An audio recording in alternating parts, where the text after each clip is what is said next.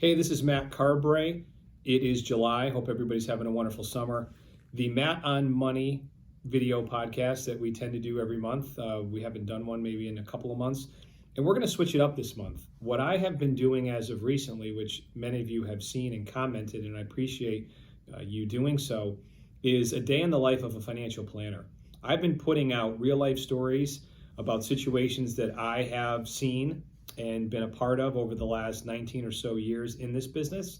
And some stories end very nicely, and some unfortunately don't have as nice of an ending. So I'm going to talk about a couple of those, and my hope is that you will take these stories and realize how important it is for you to get your arms around your own individual planning and the need to do so on an ongoing basis. So this is Matt on Money, July 2021. So one of the stories goes back to, let's call it 2007, 2008, when I met with a husband and wife. And when I met with them for the first time, the husband was the only one who was in the meeting.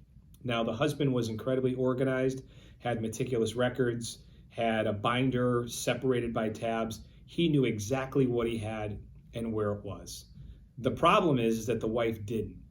Now, after that first meeting, I said to Mr. Client, who ultimately became a client, that in order for me to proceed, I need your wife to be involved. She needs to know as much as you know about your overall situation. She needs to feel secure in what it is that you guys have. She also needs to know that if something happens that is an emergency, where she turns. And he thought about it for a second, and he said, you know what, Matt, I agree with you.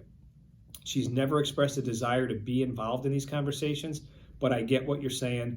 I'll have her at the next meeting.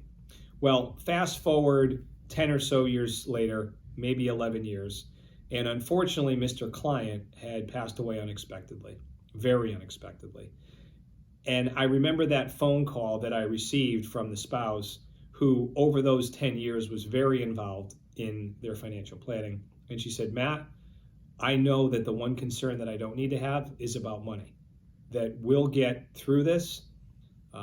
At least I have peace of mind in knowing that everything is where it needs to be and that I'm going to be fine. So the lesson to take from all this is how incredibly important it is to have, in the case of a married couple, both spouses on the same page.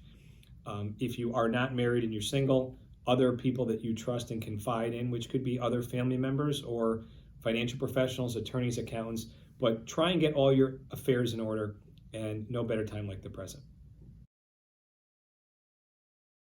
Okay, so one last story here, and then we'll move on and we'll talk about something differently in August. Maybe we'll share some more stories. But this was a husband and wife who has been a client of mine for about 12 years. And 12 years ago, we had put together a financial plan. How much longer are you going to work? What do you have right now in assets? How much more are you going to save? Where are you going to live in retirement? How do you feel about your kids inheriting money? What does your retirement look like?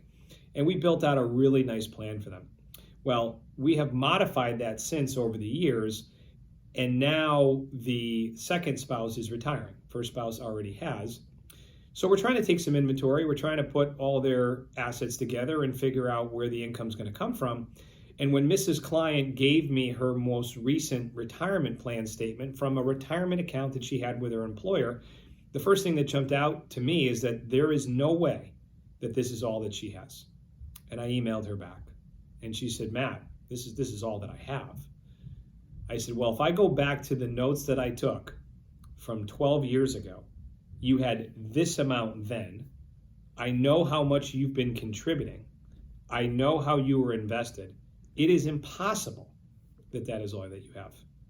It can't be. Have you taken any withdrawals? No, Matt. I mean, I just was putting money in. Do you get a statement? No, I don't get a statement. Well, we did a little bit of investigation for her and found out that her employer had switched retirement plan providers. Not uncommon. And they had lost track of her. They lost her address.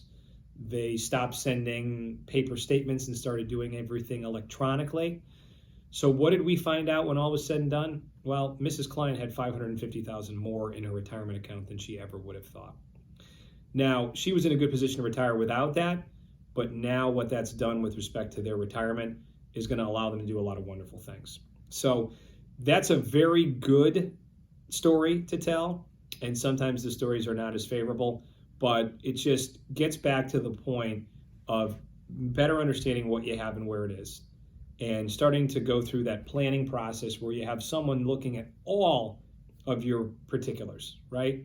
And making updates to it as you go along, and as life throws you curveballs and as things change, continuing to do that, to me, will eliminate some of these instances from happening. So thank you so much for tuning in. This is Matt on Money, July 2021. We'll see you next month.